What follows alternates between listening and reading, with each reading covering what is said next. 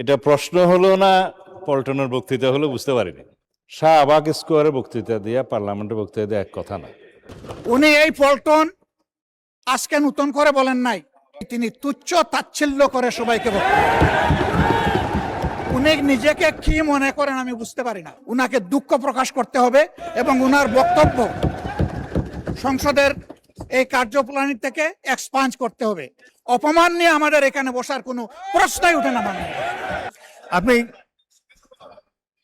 মাননীয় স্পিকার, আমি সম্মানিত সংসদ সদস্য এবং স্বরাষ্ট্র মন্ত্রীর প্রতি সম্মান রেখে বলতে চাই, আজকে নতুন করে তিনি এই শব্দগুলো উচ্চারণ করেন নাই। সংসদ অধিবেশন যেদিন থেকে বসা শুরু হয়েছে সেদিন থেকেই তিনি তুচ্ছ তাচ্ছিল্য করে সবাইকে বক্তব্য। উনি নিজেকে কি মনে করেন আমি বুঝতে পারি না।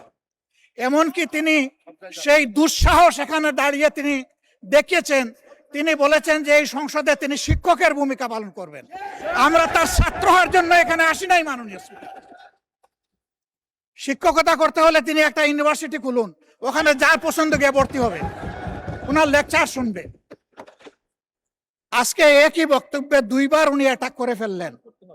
আমার সঙ্গীরা তো মনে করে, আমি নিজেও মনে করি যে এইটা কালচারাল না, এইটা পার্লামেন্টারিয়ান ফেসিজম। এটা হওয়া উচিত না। উনি এই পল্টন আজকে নতুন করে বলেন নাই, হিট দিয়ে কথা বলেন নাই।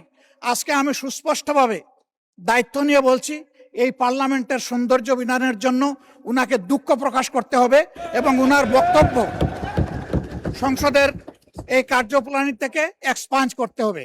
যদি এইটুকু করে আমরা বসবো, না হইলে এখানে বসা অপমান নিয়ে আমাদের এখানে বসার কোনো প্রশ্নই উঠে না।